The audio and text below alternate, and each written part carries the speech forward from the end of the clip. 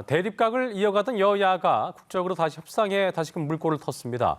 더불어민주당이 당초 내일 소집하겠다고 했던 7월 임시국회 본회의를 다음 주로 미루고 협상을 이어가겠다고 밝혔는데요. 국회 취재기자 연결해 보겠습니다. 최지숙 기자. 네, 더불어민주당이 내일 임시국회 본회의를 열어 국회의장단을 선출하겠다던 입장을 선회했습니다. 조금 전 의원총회에서 다음 주 월요일, 그러니까 오는 4일 오후 2시로 본회의 개의를 연기한 건데요. 박홍근 원내대표는 국민의힘의 양보를 기다리며 주말까지 협상을 이어가겠다는 뜻을 밝혔습니다. 당초 민주당은 국민의힘이 사법개혁특위 구성 등 요구 조건을 수용하지 않자 단독개원 강행에 나서겠다고 했지만 일단 한 발 물러선 모양새입니다. 국민의힘은 앞서 당내 의원들에게 내일 비상대기를 요청하고 중진회의를 열어 결사 저지 의지를 다졌는데요. 이 같은 결정에 불행 중 다행이라면서도 끝이 아니라 시작이라고 우려했습니다. 송원석 원내수석 부대표는 긴급 기자간담회를 열고 원구성을 합의 없이 다수의석으로 강행하는 건 불법 행위로 불법적 본회의에서 의장을 선출하는 건 원천무효라고 강조했습니다. 송 부대표는 상임위원장 배분에 집중해 조속히 원구성을 마칠 수 있도록 협상장에 나와달라고 촉구했습니다. 아직까진 여야의 입장차가 그대로인 가운데 김진표 국회의장 내정자의 중재 여부에도 이목이 쏠리는데요.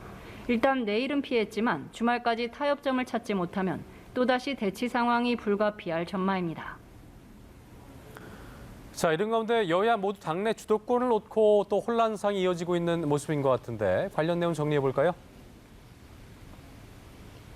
네, 그렇습니다. 국민의힘 이준석 대표에 대한 윤리위 징계 심의가 다음 주로 다가오면서 당내 갈등도 본격화하고 있습니다.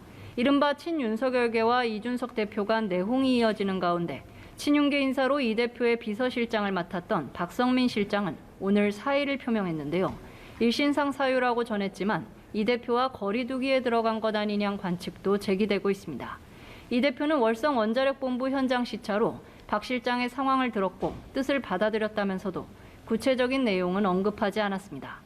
부침을 겪고 있는 자신과 당의 상황에 대해선 개혁에 박차를 가하는 게 돌파구라고 답변했습니다. 민주당에서도 당권 경쟁이 본격화하고 있습니다. 당내 이른바 97그룹은 오는 8월 예정된 전당대회 출마 러시로 이재명 의원의 불출마를 압박하고 나섰는데요. 강병원 의원이 앞서 출마를 선언한 가운데 박용진 의원도 오늘 개파와 팬덤의 수렁을 넘겠다며 당권 도전을 공식화했습니다. 여기에 강훈식 의원 역시 이번 주 일요일 출마 선언을 예고했습니다. 친명계에선 이에 맞서 공천혁신과 쇄신론을 꺼내든 가운데 이 의원은 아직까지 공식 입장을 자제하고 있습니다. 지금까지 국회에서 전해드렸습니다.